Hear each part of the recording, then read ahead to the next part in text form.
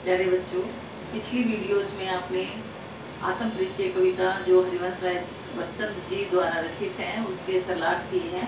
आओ अब हम अभ्यास के प्रश्न करते हैं। और प्रश्न में पहला, वैसे तो सरलार्थ अगर बच्चे को आ गए हैं तो प्रश्न अपने आप ही आ जाते हैं, फिर भी मैं आपको विस्तार से समझाने का प्रयास करूँगी। कविता एक और जग जीवन का भार लिए घूमने की बात करती है और दूसरी ओर मैं अपने कवि ने जग का ध्यान किया करता हूँ। विपरीत से लगते कथनों का क्या आशय है? कवि इस कविता के माध्यम से, प्रश्न के माध्यम से ये कहना चाहता है कि मनुष्य एक सामाजिक प्राणी है और वो समाज में रहता है। समाज में लोग उसको दुख भी देते हैं, सुख भी देते हैं और उन सुख दुखों का सामना करना उसके लिए जीवन में भार स्वरूप हो जाता है। जब वो दुख उसके जीवन में आते हैं तो उसका अपना ही जीवन उसको भार लगता है, लेकिन उसको आजीवन उस जीवन को होना ही पड़ता है। और साथ में ये कहता है कवि ने जग का ध्यान किया करता हूँ, क्योंकि कवि एक प्रेमी है और अपने प्रेम में ही डूबा हुआ, उसे संसार की परवाह नहीं है। इसमें साथ में दूसरे ही पद में दिया गया था, मैं कवि ने जग का ध्यान किया करता हूँ, जग पूछ रहा उनको जो जग की पूछे। तो कवि ये कहना था कि संसार के लोग तो उन्हीं का गुणगान करते हैं जो दूसरों की प्रशंसा करते हैं, पर मैं ऐसे लोगों की परवाह नहीं करता, मैं प्रेम की दुनिया में ही मस्त हूँ। अगला प्रश्न है, जहाँ पर दाना रहते हैं वहीं नादान भी होते हैं, ऐसा क्यों कहा गया है? इस पद में कहा जाता है, कर सत्य यतन किसी ने न जाना, नादान वहीं पे हाय जहाँ पर दाना। कवि कह रहे हैं कि ये संसार दो चीजों का मेल है, सुख है, दुख है और नर है, नारी है। यहाँ पर हर तरह की स्थूल सूक्ष्म सभी का समावेश है। तो कवि ये कहना चाहता है कि यहाँ दाना का मतलब होता है ना समझ लोग, समझदार लोग, और नादान का मतलब होता है समझदार लोग। तो इस सांसारिक दुनिया में अनेक तरह के लोग होते हैं, संसार है, यहाँ हर तरह की दुनिया पाएगी।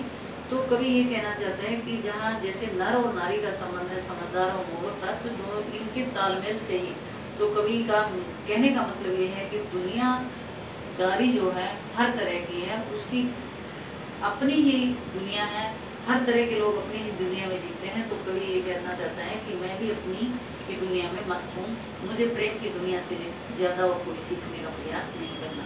तो ये जो समझदार लोग हैं वो परमात्मा के रहस्य के बारे में जानना चाहते हैं लेकिन जान नहीं पाते। पर कवि कहता है कि मैं तो नादान ही बनना चाहता हूँ, मैं तो अपनी ही प्यार की दुनिया में ही मस्त रहना चाहता हूँ। आगे क्या कह रहे हैं, मैं और जब और कहाँ आता। पहले बच्चों मैंने इसको विस्तार से बताया था, अगर आपको याद हो तो कमेंट बॉक्स में जरूर लिखना कि इसका क्या मतलब बताया था मैंने, और बेल आइकन को जरूर दबाना ताकि मुझे इसकी जानकारी मिले।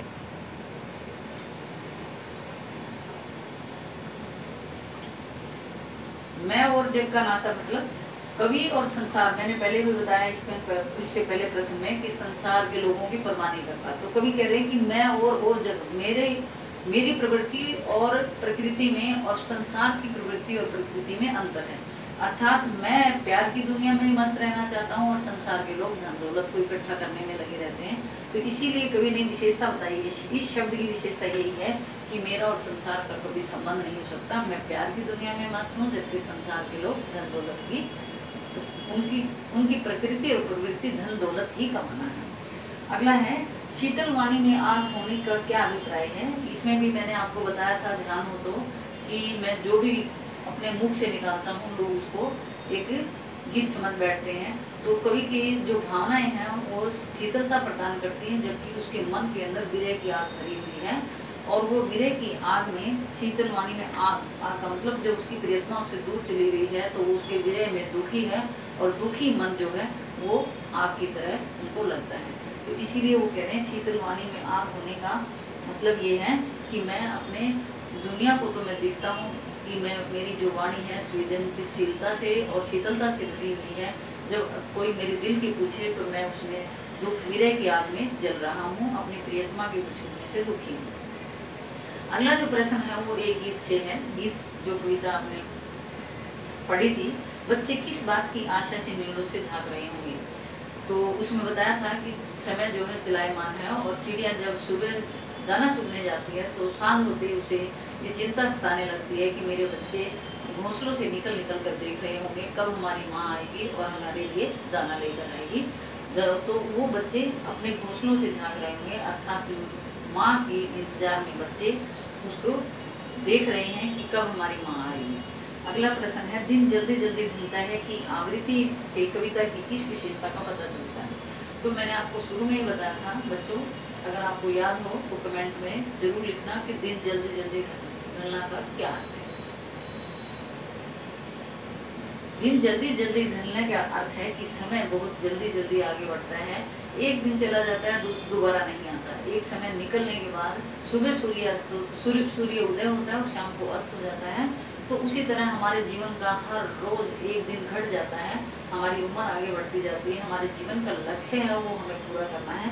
इसीलिए कवि ने बार बार जोर दिया, दिन जल्दी जल्दी, पुनरुक्ति अलंकार का प्रयोग किया है उन्होंने इस बात पर विशेष बल देने के लिए कि समय किसी का इंतजार नहीं करता। अगर दुखी हो तो अगर दुखों में डूब कर रह जाओगे तो आगे नहीं बढ़ पाओगे, क्योंकि कभी खुद भी अपने जीवन के दुखों से उबर कर अपने जीवन में सफल हुए। तो इसीलिए अगर हमें जीवन में सफल होना है तो समय के साथ चलायमान होना होगा, समय के साथ आगे बढ़ना होगा। प्यारे बच्चों, मुझे लगता है आपको ये प्रश्न सारे इनके उत्तर समझ में आ गए होंगे, और आ गए हैं तो इसको वीडियो को लाइक करना, शेयर करना और सब्सक्राइब करना ना भूलें। धन्यवाद।